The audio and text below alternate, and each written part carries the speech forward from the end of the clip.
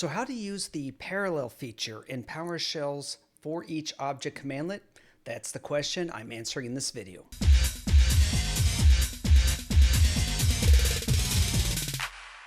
This question comes from my advanced PowerShell class.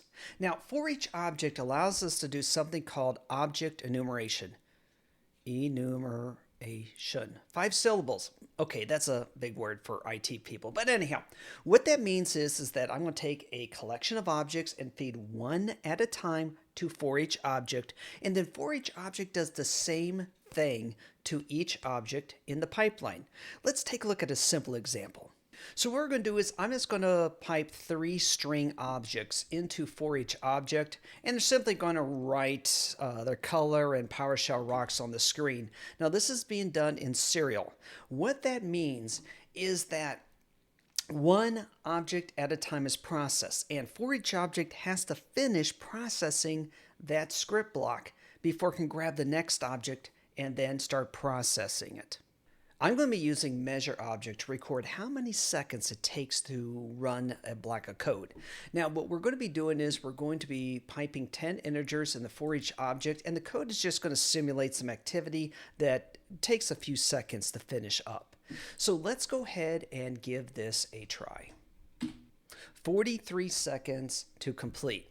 Now again, this is running in serial. Each object had to be processed before the next one could be processed. So let's take a look at running this in parallel. For this next example, I am activating the parallel processing feature. Now, again, remember that this is going to be a feature that is only going to be available for PowerShell 7. So again, if you're working with PowerShell 5, this parameter is not going to be available to you. So let's go ahead and give it a try. I'm going to go ahead and run this example, and let's see how long it takes. In this case, it took 11.8 seconds, so we have a significant performance improvement when we switch to parallel processing.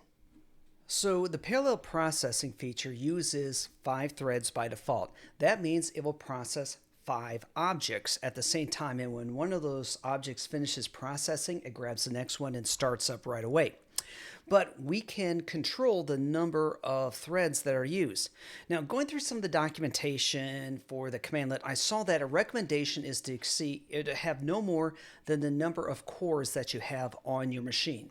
So what I'm going to do here is I am going to run the command getSimInstance against the class SimProcessor, and I can see that the number of cores on my machine is 10. So what we're going to do here is we are going to use the throttle limit parameter. This parameter is available to you when you use the parallel parameter. And this says how many threads to use. So I'm going to go all the way up to 10. Let's go ahead and run this code and see what happens. So now we're finishing in just 8.2 seconds. So we're getting better.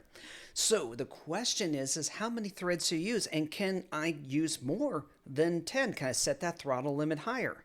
So what we're going to do here is we are going to take a look at, we're going to do a little simulation. I'm going to execute code with just 1 thread, 5, 10, 15, and 20. And we're going to see what the performance differences are. So here I'm going to run all this code at the same time. And again, it's getting the same functionality, but with 1, 5, 10, 15, and 20 threads. Let's see what happens and if we get any performance improvements. Take a look at those results. So if we look here, we can see that going from standard serial processing with 1 thread to 5 different threads, we definitely had a performance boost, and we still had a performance boost up to the full 10 threads. But when I turned the throttle limit up to 15 and 20, we really didn't get that much of an improvement. Now, there are times when you might actually benefit from increasing your throttle limit beyond the number of cores you have. Now, each one of these processes that I executed was continuously running. They're continuously crunching numbers.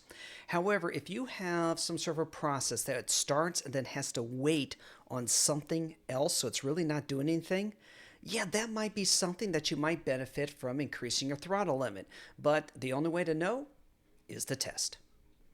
Parallel processing is just one technique that you can use to accelerate your code execution.